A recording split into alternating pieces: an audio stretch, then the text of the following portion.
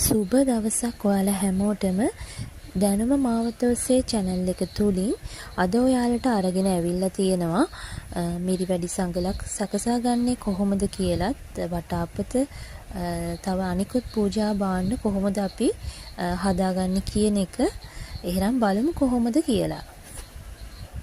අපිට මේ සඳහා අවශ්‍ය වෙනවා සරසා ගැනීමට පබළු වර්ගත් රේන්ද වර්ග ඒ වගේම B6000 කියන ග්ලූ එකත් ඊට පස්සේ කතුරක් රෙදි කැබලි අපිට ඒකට ගැලපෙන විදිහට මේ විදිහට මම ගෝල්ඩ් කලර් එකකින් අරන් තියෙනවා.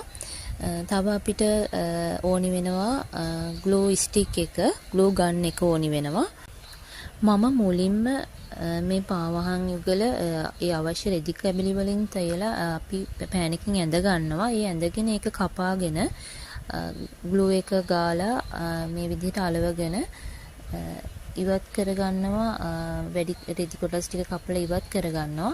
ඉන්පස්සෙ අපි මේ රේන්ද කොටස් ටික අරගෙන මේ පාවහන් යුගලේ පටි වලට සහ ඒ වටේට දාර වලට අලවා නිම කරගන්නවා. ඉන්පස්සෙ අපි පබළු රේන්ද මේ වගේ දේවල් වලින් අලවලා අලංකාර කරගෙන මේ පෙනෙන ආකාරයෙන් මිරිවැඩි සංගල නිර්මාණය කරගන්නවා.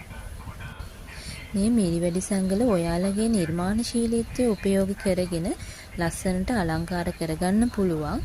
ඒ වගේම මේ අපි පූජා කිරීම සම්බන්ධව කතා කරොත් උපහානායක හිමි චන්දන නම් ශ්‍රාවකයන් වහන්සේට එකඟ වූ සිතින් නුවණ යොදා පාවහන් යුගල පිදූ පිණින් කල්ප 91ක් ප්‍රගතියට නොගියේය කියලා සඳහන් වෙලා තියෙනවා මේ සම්බන්ධව. එතකොට සලසන ලද මේ මිරිවැඩි සංගලේ අපි පූජා කිරීමේ ආනිශංස ලෙස සංසාර ගමන කෙටි කර ගැනීමට ප්‍රඥාව ලැබීම, දුගතියක නොඉපදීම, වේගයෙන් යා හැකි වටිනා වාහන ලැබීම යන මෙවැනි ආනිසංස මේ මිරිවැඩි සංගල පූජා කිරීමෙන් ආනිසංස ලෙස හඳුන්වන්න පුළුවන්. තව මම අරගෙන තියෙනවා කුඩා දාගැබ් දෙකක් මම අරන් තියෙනවා සරසා ගැනීම සඳහා. මෙතනදී කුඩා පබළු වර්ග මම තව සොයිකින්ස් වර්ග මේකට යොදාගෙන තියෙනවා. එයත් ග්ලූ ස්ටික් එක භාවිතා කරගනිමින් මම මේ විදිහට අලවගෙන තියෙනවා. ඔයාලට දැක ගන්න පුළුවන් මේ විදිහට මම ඒක ලස්සන්ට මේ අලංකාර කරගෙන තියෙනවා.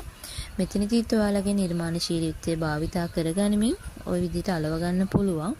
එතකොට දාගැබ් හෙවත් මේ